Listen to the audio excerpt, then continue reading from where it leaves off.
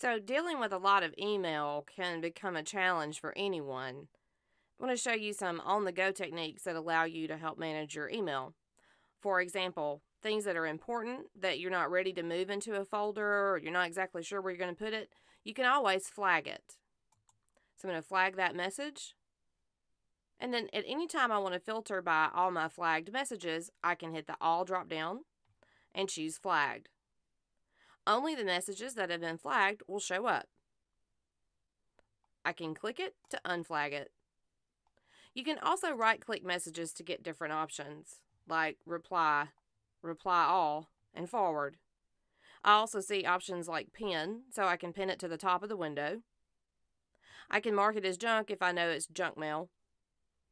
If I want to keep it but I don't want to deal with it, I can move it to clutter. And then I can also do things like categorize. Let's clear this and go back to all. And let's talk about working with categories. So, categories can be an on-the-go feature once you set the categories up. So for me, categories, when I first saw them, I thought, I'm not a color coder. I have no use for categories. Until one day I realized I could change the name of the category, and then I can do additional sorts on my email based on my categories, and it didn't matter what folder that email lived in. And I love to use categories today. So let me show you how to manage the categories. First of all, I can delete them. So I've deleted the categories and I want to add a new category. So I'm going to click Add New Category and I'm going to call it Project X.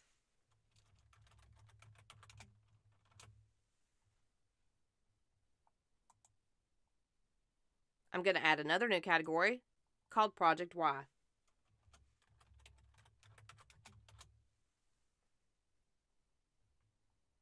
And let me change it to teal. I'll go ahead and click OK.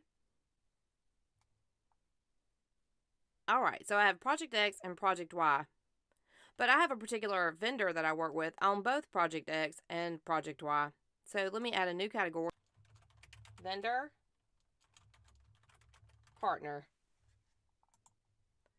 I'll make this one purple and click OK. So now I can assign Project X and Vendor Partner to every email for every vendor who's working on Project X. I can also assign Project Y and Vendor Partner to every vendor partner who's working on Project Y. Then I can sort my mailbox so that I can see the vendors and the projects that they're working on. It doesn't matter what mailbox they're in or what folder, as long as I have them categorized. Let me show you how to add a category to a piece of mail. I'll click OK. And again, because it's an on-the-go technique, I can right-click it, go to Categorize, and choose Project X.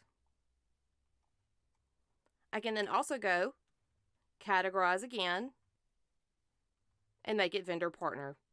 So even though we categorized mail here in the browser, we'll also use categories for sorts and filters inside Outlook on our desktop. Some other techniques are things like mark as read or mark as unread. I know several people will use that. If they see it as mark as unread, they'll be able to go back and deal with it later. So any email that you want to mark as unread, you can right-click it and choose mark as unread. The reverse is also true. If you want to mark something as read, you can right-click it and mark as read.